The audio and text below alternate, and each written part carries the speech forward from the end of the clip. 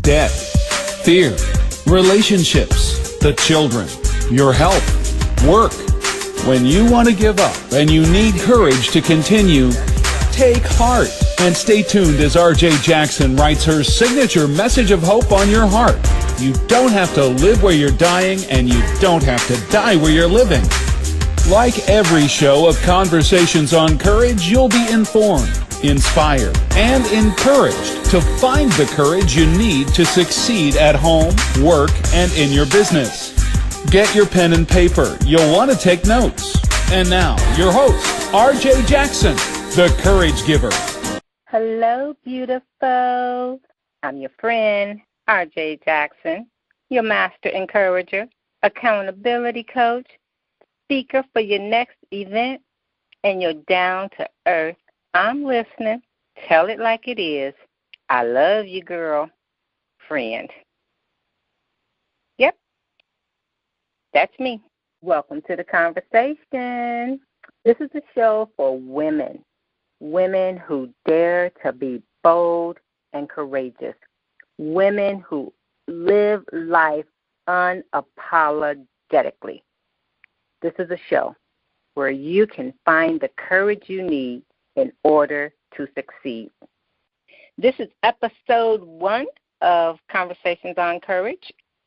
It's the one you'll want to listen to over and over again. It's the one you'll share with your friends. Matter of fact, go ahead. Why don't you do that right now? Why don't you show your sister friend that you care about her and you want her to succeed? Go ahead and share the show by hitting the share button right now. After all, sharing is caring. On today's show, we promise to fill your cup with courage one sip at a time.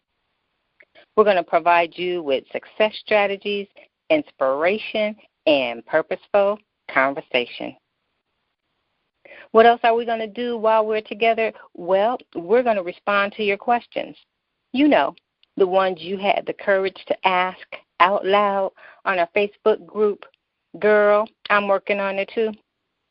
Oh, and by the way, if you're new and you're not a part of our group, we invite you to join us today on Facebook, where you will find a safe place to be you, authentically you, and meaningful relationships with women just like you. We'll also share in your story, and we will provide you with a life-giving experience. And, of course, before we end, we'll talk to our featured guest.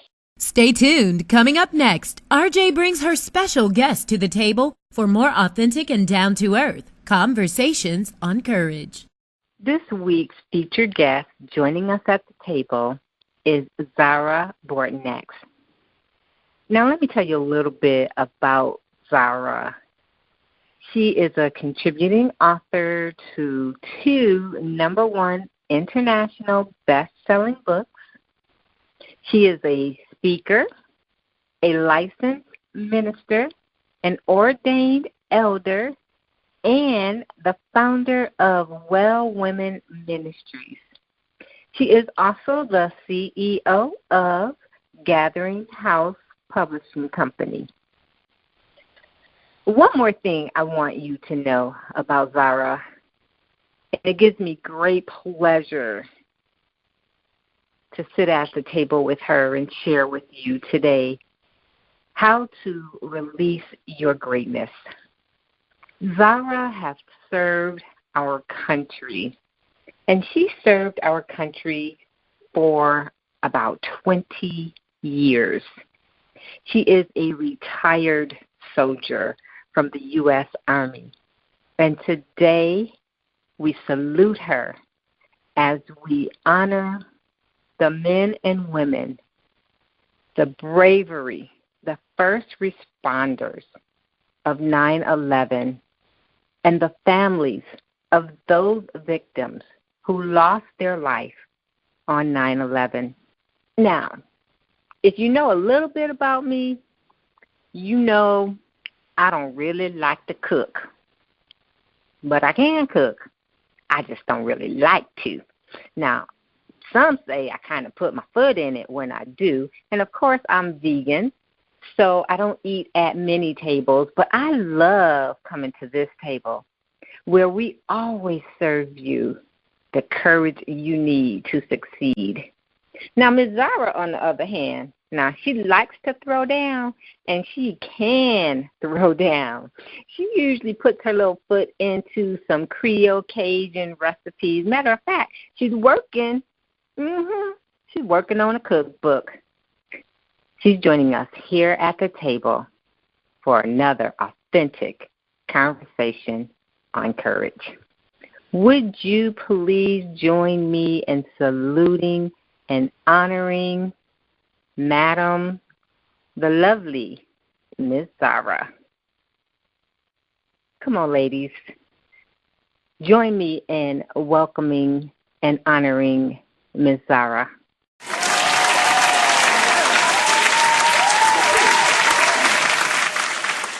Before we get started, let me just warn the audience right now. Let me put one of those labels up. Warning, RJ and Zara get together. We just silly, but good silly. We're intentional. We love relationships, and we just have a lot of fun. Warning.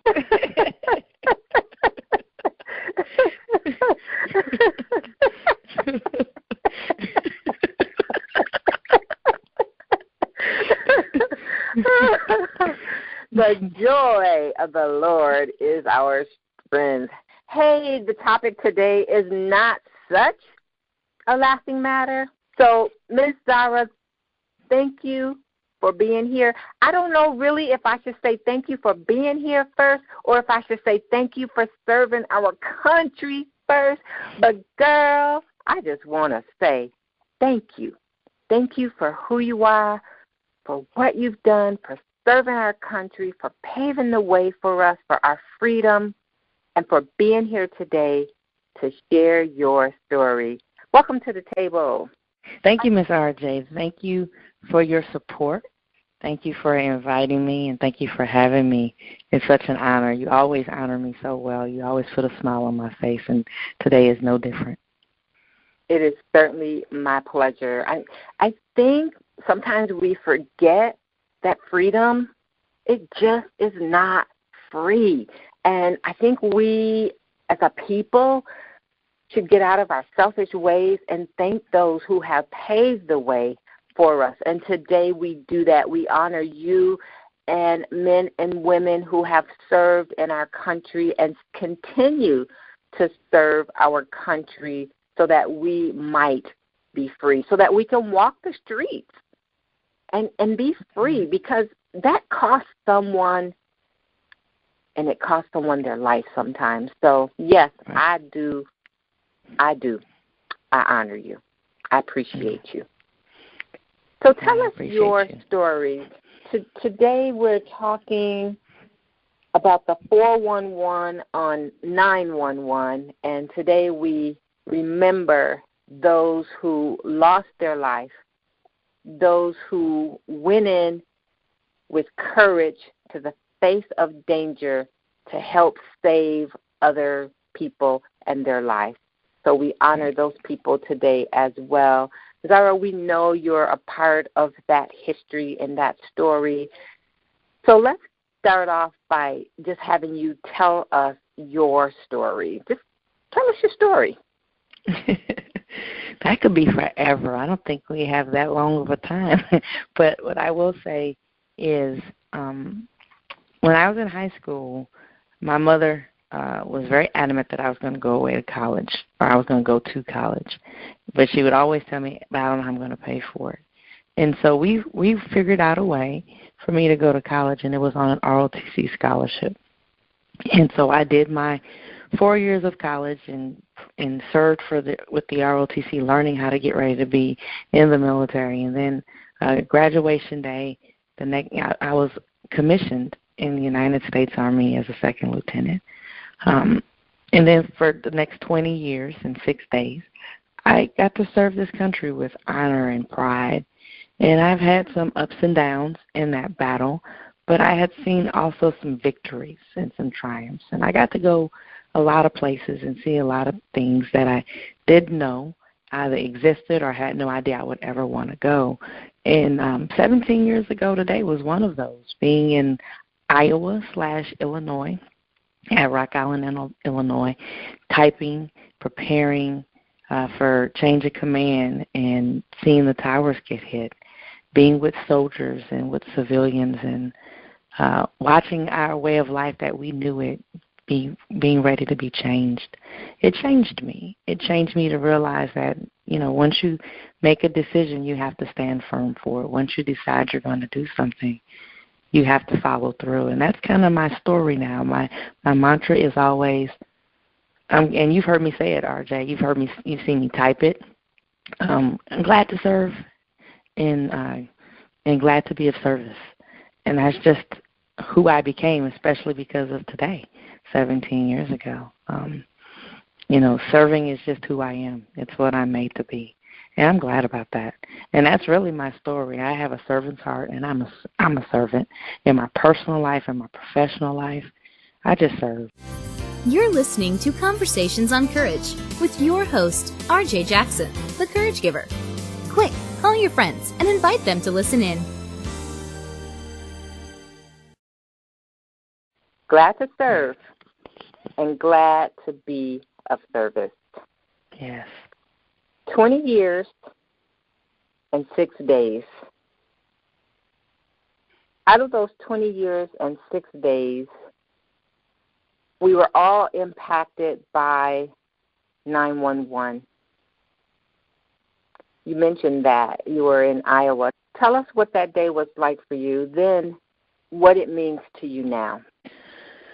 Well, that day started off like any typical morning for me. I got up. I know it's going to sound strange, but I even though I did 20 years in the Army, I'm not one to wake up really early in the morning, and so I don't like to exercise in the morning. I always exercise in the afternoon. So I woke up and I got my gym bag ready for me to get ready to go to the gym that afternoon. And I went into my office because I was getting ready to do a change of command service where I was getting ready to take over as a company commander for Rock Island Arsenal's headquarters troop. And that just means simply that I was going to have like the admin office for all of the soldiers who was going to be working on the particular property that the military owned.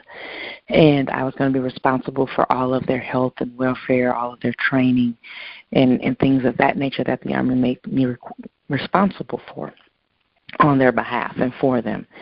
And so I went to my office and I was typing up my bio for the program so we could get ready because it was going to be on that Thursday.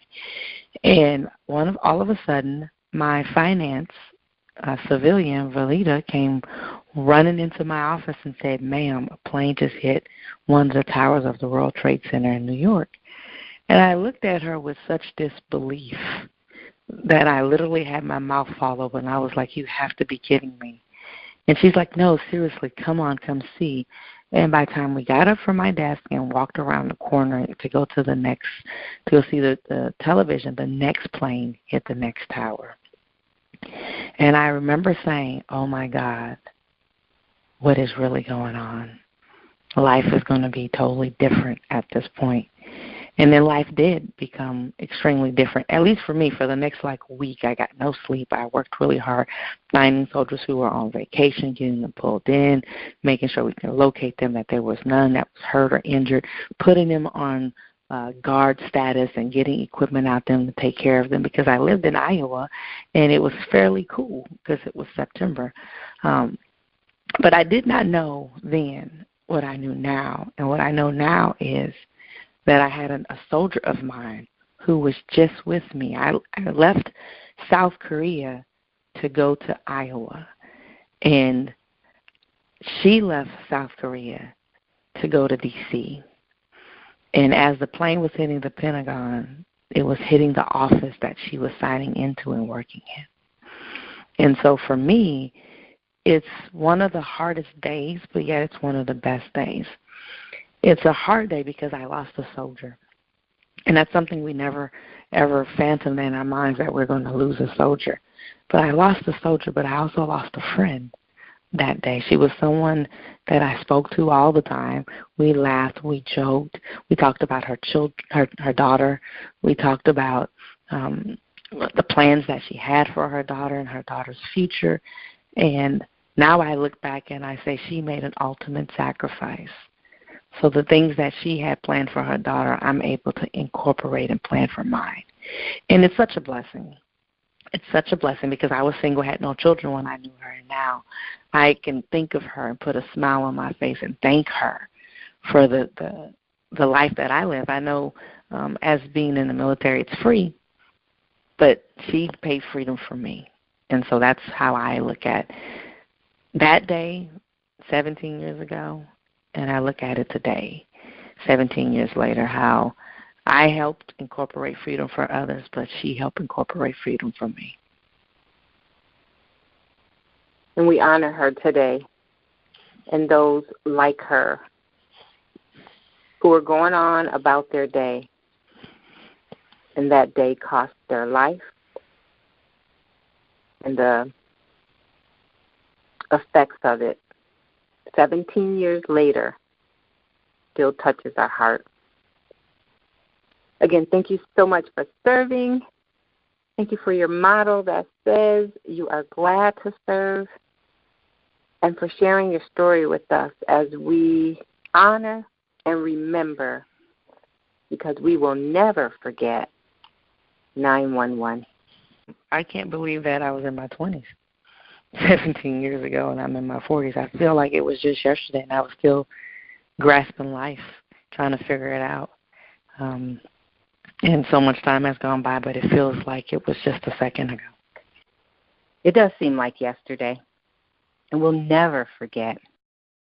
This is Christine, and I will never forget September 11th, 2001, all of the people who lost their lives in the terrorist attack. And I will always remember them and remember those that fought bravely to recover those in the attack and the destruction.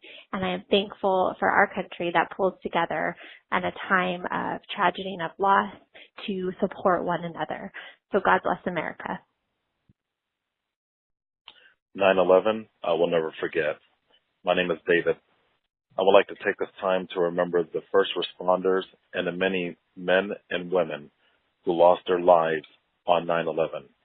You're still in our hearts and still in our minds. 9/11, we remember.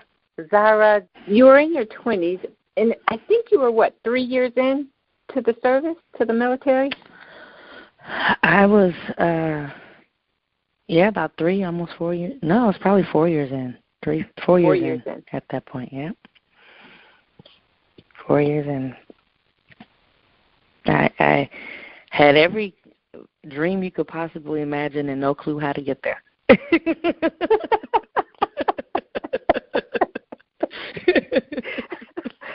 That sounds pretty much like most of us. Yes. But here's the key. You didn't know how to get there, but you did 2 things that I can tell. Number 1, you kept dreaming, and number 2, you started living out the dream. Yes. And you're still doing that today. You're still doing that. As a part of retirement from the Army, you started your own publishing company, which, was that a dream of yours or just something that happened overnight? Yes and no. It was a dream for me to self-publish. It was not a dream for me to publish other people. I never even fathomed that I would be able to publish anyone else. And now it's my reality, which is such a sweet reality, that I get to self-publish myself and help others tell their story and help them publish their stories as well. And that's so cool because everyone has a story and people need to hear our story. So tell us about that. How did you get into publishing other people's stories?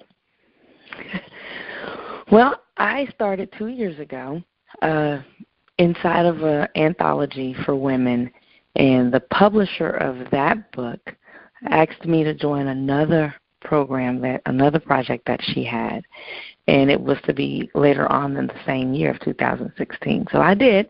I joined that book as well. And then she initially said she was going to sell her company. And I debated, talked about it, thought about it, talked with her, and was on the track of trying to publish this company when I had quite a few people advise me not to buy it from her. And I was like, no, you don't know what you're talking about, because I know everything, right? And so I was like, no, you don't know what you're talking about, I'm going to do this.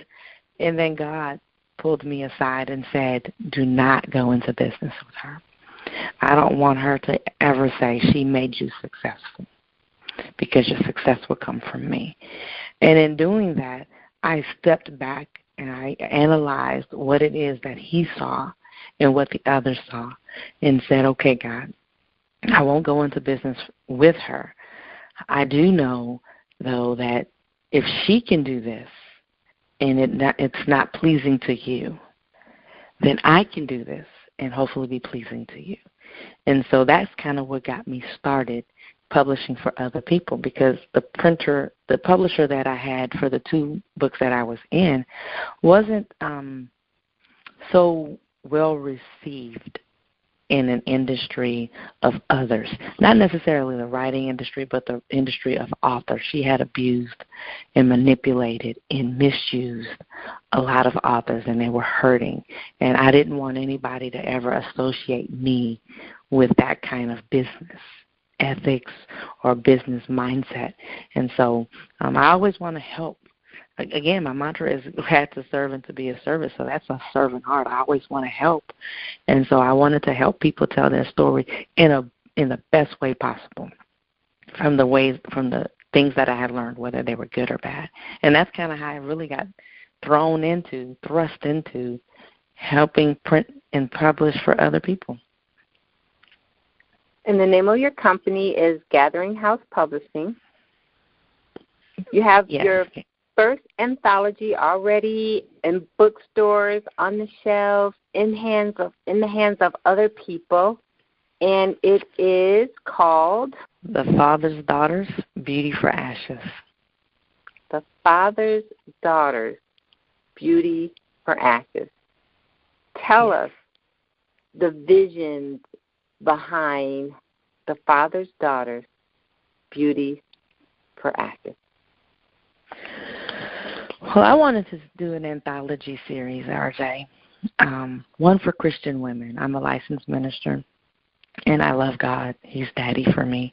And I wanted people to realize who he was, and that as women we needed to support each other and help each other and speak about our situations and realize we're not alone. He doesn't leave us alone. And so I looked at it and said one thing that we all have, whether we like to admit it or not, is a couple of daddy issues. They don't have to be that he wasn't there. He could have been there, and you just have one daddy issue. It could be he was there, but he preferred to watch football more than to spend time with you. It doesn't have to be something big like my daddy was never around, he never supported me, or anything of that nature. So I wanted us to realize that we are the Father's daughters. So the series is called The Father's Daughters. And the book is Beauty for Ashes, because we all have been hurt. We all have been wounded. We all have faced trials and tribulations and tragedies. But once you become a father's daughter and you know who he is and you know that you belong to him, he easily wipes away all pain and give you praise. He easily helps bandage up the wounds and make you have worship. And he turns all of our tragedies into triumphs. And so that was my goal. I wanted women from around the country to be able to speak to a real-life situation, to help another. She's not alone as she endures life, but we are here supporting her, and we're here to help her and love on her. And that's the lesson for us as women, that we really need to learn to write on our heart, that we are not alone, because the enemy plants that seed in our mind, in our heart, to get us separated and feeling like don't nobody care, it's just me. But the truth is, we are not alone. And what a wonderful way to send out a message to women that you're not alone. Stories of other women who have experienced life, because really that's what it's about, experiencing life, but have the courage to share their story. And one of the ways that Gathering House Publishing allows people to share their story is to help them release that story. And I know as a part of your vision, release is really important. Can you speak to that for us when you talk about releasing their book, releasing their story? Oh, yes. You know, I go to this church where they have, I want to say that like little acronyms. You have a word made up of several other words. And, for instance, our women's conference is SHE, means seeking his embrace. And I wanted to do something similar to that when it came to my vision, my mission with my company. And I came up with release because, you know, when you have a book, you have a story, you can't keep it to yourself. And RJ, I know you know that. You can't keep it to yourself. Yeah, you know, because if you do, what good is it? Really, what good is the story if you don't ever release it from where you're going through? And so I thought release would be a good way to do that. The R helps us with releasing our documents, not just for ourselves, but for others to see, because you first have to reveal it to everybody, right? Reveal your story. You have to reveal it to yourself, and you have to reveal it to others. You have to do it in excellence. That was one of the things that I learned in dealing with that previous publisher.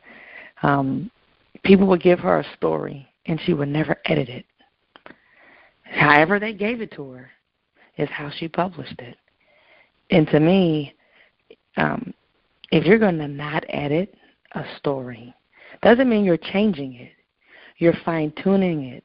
You're molding it to be able to walk into the destiny that it needs to be in. You're going to help edit it so that others can understand it. There's a glory in that. There's a spirit of excellence in that. And so I wanted the people who came to me to realize that we're a professional and we're going to do everything in excellence. And so editing was one of those things that I really wanted to make sure. But I also want to listen to my customers.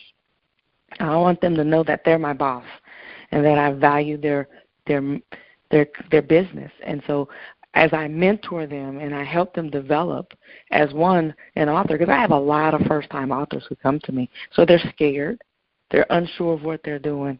I mentor them a lot and say, you know, I understand. I've been there.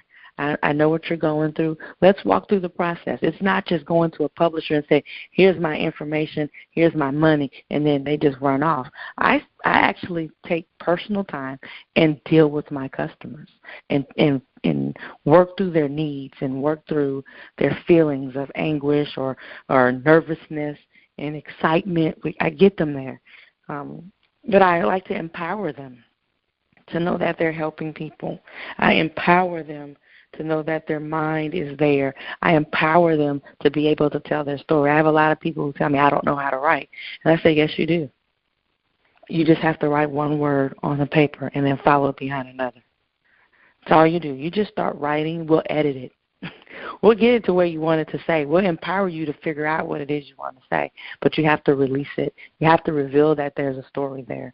And then I try to inspire them to know that I'm not a traditional publisher. I know I'm not. I'm not going to pay you thousands of dollars to give me your story and go out and put it into the marketplace for you and come back and make you a millionaire. What I am going to do, though, is help you tell your story, help you find a market that you can sell it in, and hopefully you can be successful in that, because it's your work, too. You know, you can't be a successful author and you don't have a piece of the pie in it, that you're not doing anything. I don't have a lot of distribution centers right now, but I do have a few markets that I can go in. And so I help them try to get there. And if they have a desire to do something, I work really hard to try to get to a place that I'm not, because if that's where they want to go to. And then I look at very simple process. I'm not trying to make anything complicated. I'm not a complicated person. I'm very simple. I try to keep it really simple and just tell you, here's your process. You come to me with a piece of paper. We look at it, we talk about it, we figure out what your goals and expectations are, and we work for it. And I keep you involved in the process at all times. I don't do anything without your permission. I don't do anything without talking to you about it. And then I try to build up on excitement. If you know me, I love to have fun. I love to smile. I love to always just be there and be like a cheerleader and root people on. And I do the same with my clients with their stories. If I think there's a part of your story that it's not the greatest part, I'm going to let you know. But I'm also going to shower you with compliments and lift you up and empower you and enable you to write even greater when you have something that's powerful and you have something that's exciting. And so I become your cheerleader about your story, and I make you excited. I have one client right now, her book is coming out. She has a book signing on this Friday, and she told me she was nervous. And I said, you have no reason to be nervous. Let's look at this. You have peace. You wrote your story, and it's a beautiful story. And I just started to minister to her. And by the time it was over, she was like, I can go home and sleep now. And so I get excited to help you release your book, not just in the natural sense, but in the spiritual sense as well. You're listening to Conversations on Courage with your host, RJ Jackson, the Courage Giver. Quick, call your friends and invite them to listen in. If you are just joining us, we are talking to Miss Zara from Gathering House Publishing. She is also a veteran, and today she's sharing with us that there's a story inside of you, and she wants to help you release your story. Reveal it with excellence. She's going to listen, empower, aspire with a simple process, and it's going to be exciting, entertaining, and fun so that you are not alone. That joy to start and finish that story inside of you, girl, you know exactly what we're talking about. That one you said, I'm going to tell it one day. I'm going to write it one day. We just want you to know today is the day.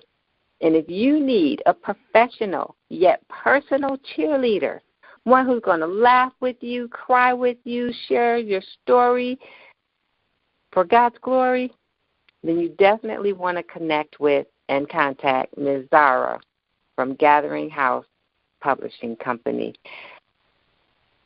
People need to tell their story. Why do you think, Ms. Zara, that people are afraid to tell their story? Oh, RJ. I think people are afraid to tell their story because they look for approval from people.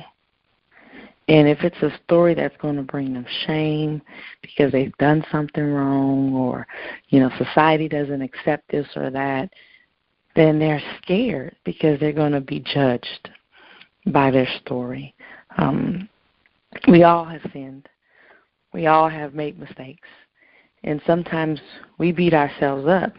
And we believe that as we beat ourselves up, others are going to beat us up as well. And so we don't want to share our story, but for me, that's what I love. That's my pleasure, because if I've messed up, I want to let you know so you don't have to. I want to let you know this is the wall that I hit. Don't hit that wall. This is the mistake I made. Don't hit that mistake.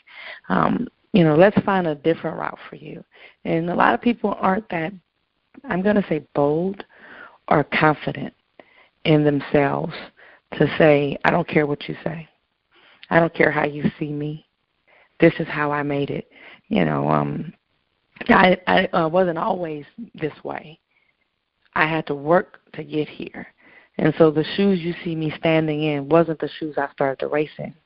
Somewhere along the way, I got better shoes because I knew the ones I started with wouldn't help me get to where I needed to go. And we don't want to change our shoes. We don't want to change the race. We don't want to do this. We don't want to do that because we're scared what others are going to say. And I've taken that. I think when you hit in your 40s, you don't care anymore about what people say. I definitely heard when you hit your 50s, you don't care. But I think people are concerned, and they still have a bit of insecurity inside of them, which makes them scared to want to tell their story.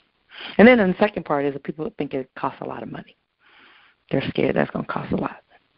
And I think it costs a lot if you go to the wrong person, one who just wants to take your money. But if you have somebody who understands your vision and is willing to work with you, they will work with you in all aspects. You know, I think it costs more not to tell your story than it does to tell your story. Because when we allow that fear to keep our story inside, we're actually reliving it, or as they used to say back in the day, playing that record over and over again, and it gets scratched and it gets stuck. When it gets scratched, it's like if, you put a CD and it gets scratched, it's not going any further. And we're the same way when we do not tell our story. We get stuck, we get scratched, and we keep living the pain over and over and over again. And that shame that you talked about that we have, that feeling of being judged, we live in that. And that costs way more than the few dollars it takes to gather together, to go to Gathering House and tell your story for God's glory to the world so that you can remind someone else they don't have to live where they're dying. And as I always say, they don't have to die where they're living. Listen, girl, it's time to tell your story. That's it. No more excuses. As we started the conversation off, listen, somebody died so that you can live even through the pain, so that you can tell your story. Don't let somebody's death, go in vain. Tell your story. First, Jesus died for you to cover your shame, and then men and women who serve our country put their life on the line. So tell us, Ms. Zara, what's next for you to help people tell their story, and how can people actually connect with you to tell their story?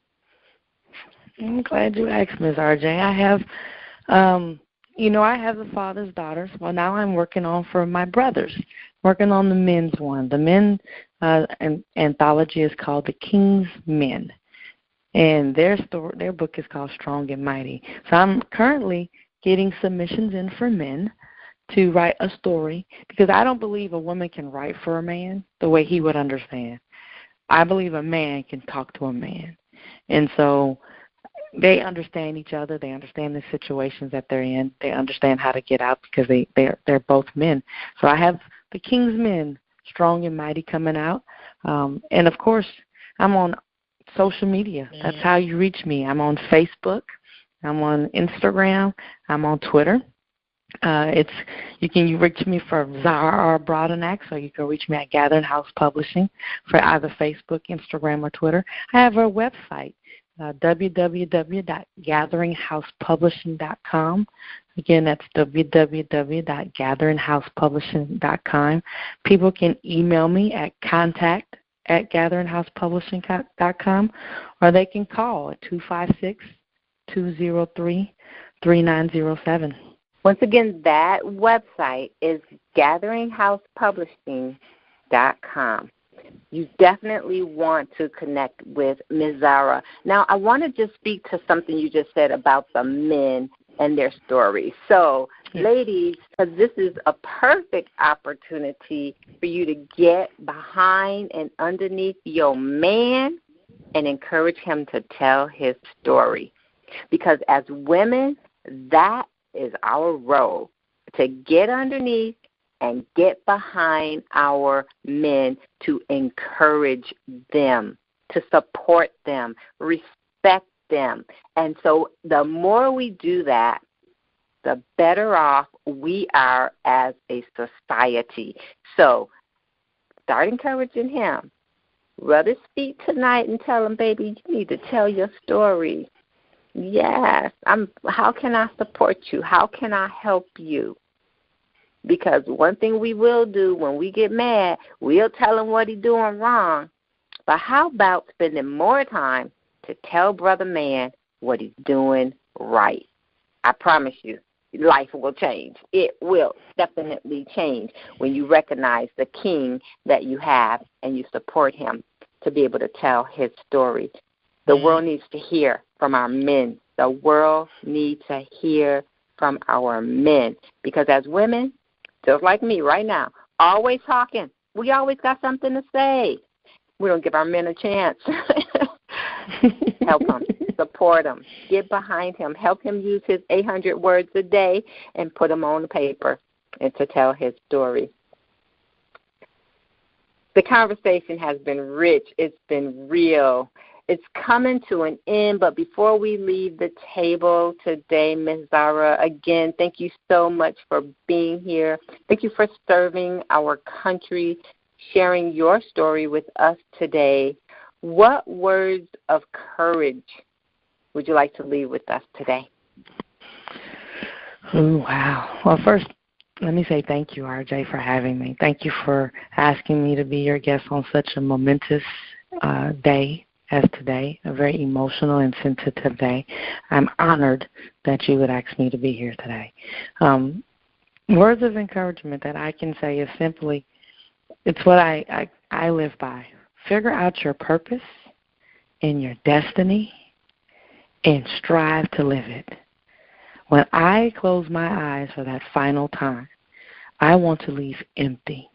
I want to do everything that I was created to do. I want to help lift and encourage and inspire and empower others. And I say the first way you do that is you can't keep quiet. You have to become transparent and tell your story. And I don't say that because I'm a publisher. It's good that I am. And I don't say that because I'm an author. It's good that I am.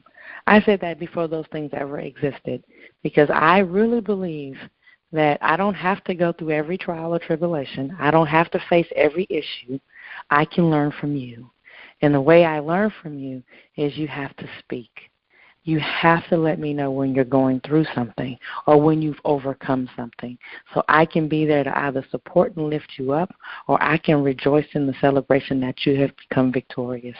And so for me, my greatest thing to leave you with today is to say, don't feel like you're an island. Don't stand there alone. Share with your sisters. Share with your brothers. Open up. Find a counsel that you can do life with and see exactly how wonderful things are as you pursue destiny and purpose in this earth. That's what I leave with.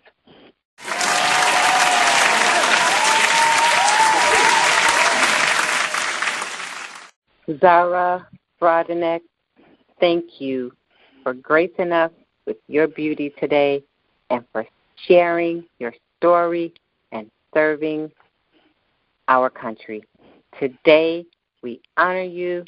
We salute you, my sister.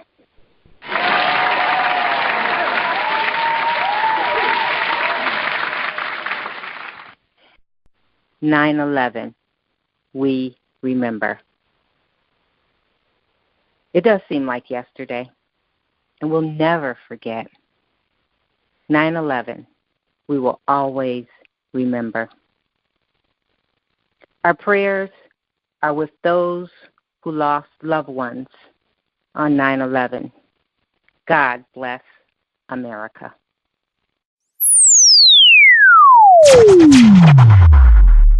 Thank you for joining us for Conversations on Courage. Now that you've been inspired, informed, and encouraged, it's time for you to take action. So head on over to thecouragegiver.com. That's thecouragegiver.com and connect with RJ for